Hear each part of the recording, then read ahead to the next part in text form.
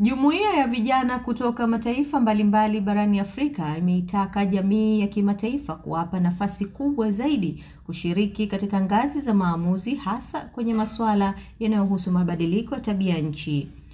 Wamesema ushiriki wa vijana katika majukwaa ya maamuzi ni hatua muhimu katika kukuza ubunifu, kuibua mawazo mapya na kutafuta suluhisho endelevu kwa changamoto za mazingira barani Afrika. Kwa upande wake, mshauri wa rais katika masuala ya mazingira na mabadiliko ya tabia nchi, Dr. Richard Uyungi, amesema vijana ndio waathirika wakuu wa mabadiliko ya tabia nchi, hivyo ni muhimu wakapewa nafasi kubwa zaidi kushiriki katika upangaji na utekelezaji wa sera za mazingira ili kulinda mustakabali wao na wa taifa kwa ujumla. Tumekuwa na mwendelezo wa mikutano hapa nchini na tunashukuru sana kwa mwaka huu kwa sababu Mheshimiwa Rais ametoa fursa kwa Tanzania kuwa mwenyekiti wa kamati hii ambayo ni muhimu kwa Afrika na mimi ndio naisimamia. Kwa hiyo wiki hii nzima tumekuwa na mikutano mbalimbali kwa ajili ya maandalizi ya mkutano mkubwa ujao,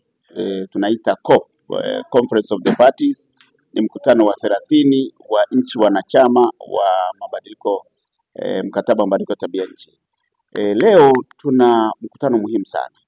Leo tuna mkutano wa vijana wote kutoka barani Afrika wanakutana hapa kwa maandalizi hayo. Kama unavyofahamu, Afrika vijana ndio tegemeo la bara yetu.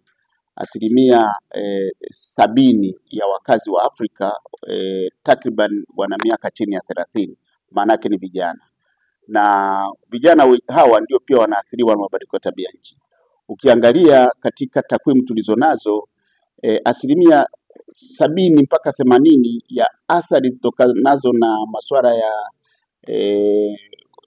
afya yanawahusu hasa vijana. Kwa hiyo mabadiliko ya tabia nchi yanaposababisha changamoto kwenye afya, kwenye chakula, kwenye mifumo, wanaoathirika zaidi ni vijana.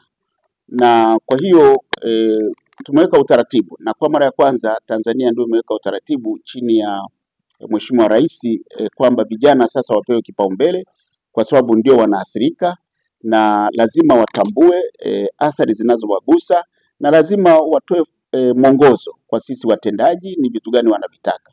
Kwa hiyo kikao hiki ni mahususi kuwasikiliza vijana, kutuguide sisi ambao tutaenda kusimamia jambo hili, kutuambia wanachotarajia kutoka kwa sisi ambao tunafanya hizi negotiations na wanachotarajia kwa niaba ya bara la Afrika tukifanye kwa ajili ya kuhakikisha kwamba mustakabali wao wa baadaye hauathiriwi na mabadiliko ya tabia nchi. Mkurugenzi wa asasi za kiraia Sara Pima amesema licha ya vijana kuwa na uwezo mkubwa kuchangia katika sera za mazingira, bado wanakabiliwa na changamoto ya ukosefu wa fursa za uwakilishi kwenye ngazi za maamuzi. Tupo hapa chini ya kundi kubwa la wataalamu wa mabadiliko ya tabia nchi ya Afrika ambao kwa sasa hivi mwenyekiti unaongozwa na Daktari Richard Uyungi.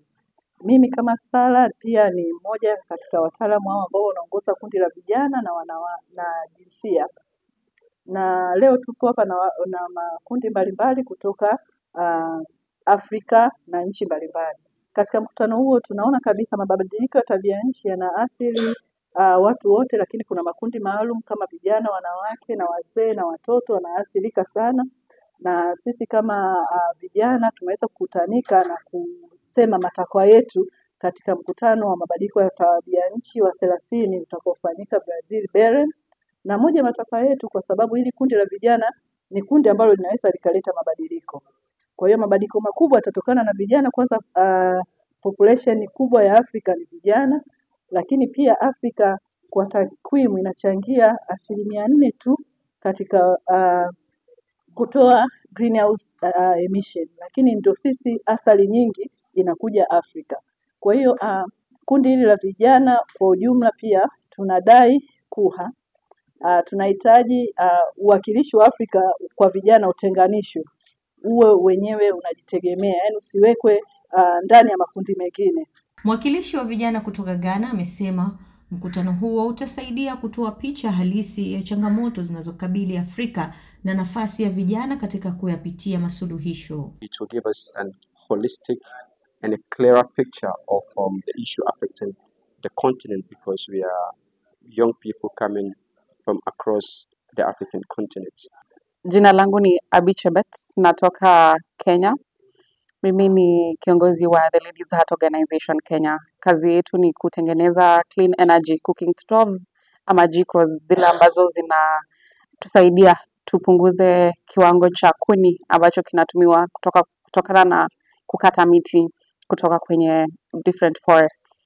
Tuko hapa ili tuweze kujadiliana mambo ambayo kila mtu anafanya katika nchi zao tofauti. Tanzania, nchi zingine zote zenye ziko hapa. Kwa hivyo imekuwa ni kiwango ambapo tunaweza kujadiliana ni nini mwenzetu anafanya, nini mwingine anafanya, tuweze kuona mahali ambapo tunaweza kujumuika pamoja, tunaweza kusaidiana, ndio nikitoka hapa kuna mmoja ambaye ataweza kuongeza kile ambacho tunafanya Kenya, na pia mimi nikirudi Kenya niweze kuongeza kile ambacho mtu mwingine anafanya Tanzania. Usikose kutufuatilia kwenye mitandao yetu ya kijamii, Instagram, Facebook na X, Daily News Digital, Leila Mary.